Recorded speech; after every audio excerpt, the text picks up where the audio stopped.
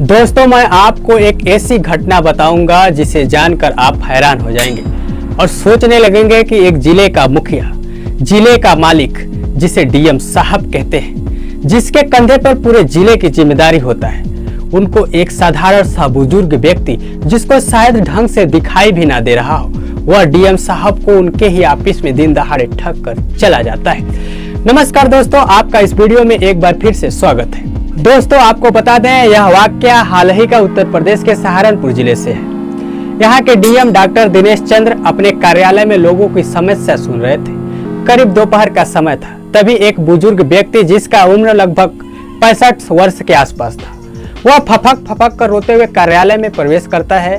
तब सबकी नजर उसकी तरफ जाती है।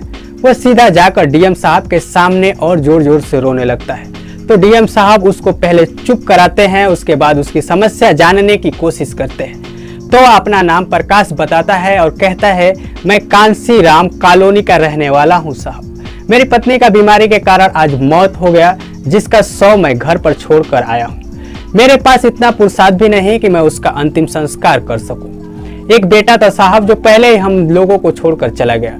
अब आपसे बड़ी उम्मीद लेकर आया हूं। और फिर रोने लगता है। वहां जितने भी लोग थे यह सुनकर भावुक हो जाते हैं। तब डीएम साहब उसे पहले चुप कराते हैं, उसके बाद 2000 रुपए अपने पास से देते हैं और वहां तहसीलदार अमित कुमार को एक निर्देश देते हुए कहते हैं कि लेखपाल को साथ भेजकर उनकी पत्नी का अंतिम संस्कार पूरी विधि विधान से पूर्ण कराओ, इसमें कोई कमी नहीं होनी चाहिए। इसके अलावा 13वीं के दिन भी इन्हें 10,000 रुपए देने का सख्त निर्देश दिए। अब जिले के मालिक का हुक्म है तो भला तहसीलदार साहब कैसे देर करते, फौरन ही लेखपाल को उनके साथ भेज देते हैं और कहते हैं कोई कमी नहीं होनी चाहिए। अब लेखपाल और बुजुर्ग व्यक्ति दोनों लोग कार्यालय से बाहर जाते ही बुजुर्ग व्यक्ति कहता है, तहसीलदार साहब आप सीधा इस शमशान घाट पर जाकर रहना, हम वहीं कुछ टाइम में लाश को लेकर घर से आएंगे। अब लेखपाल बाइक से थे और वह बुजुर्ग आदमी साइकिल से। वह दोनों कुछ दूर तक तो साथ जाते हैं। उसके बाद लेखपाल सीधा शमशान घाट पहुंच जाते हैं, जहां उसे बुजुर्ग व्यक्ति ने बताया था।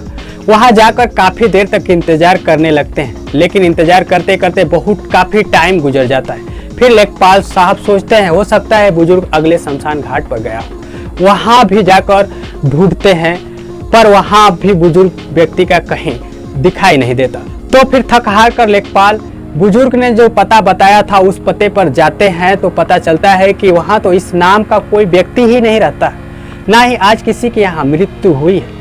तब वो वापस डीएम कार्यालय जाकर पूरी कहानी बताते हैं। तो यह खबर जब अगले दिन पूरे सहारनपुर में फैलती है तो लोग सोचने पर मजबूर हो जाते हैं कि आखिर इंसानियत का गला किस तरह लोग घोट रहे हैं और मौत को भी मानवता के नाम पर बेच दे रहे हैं।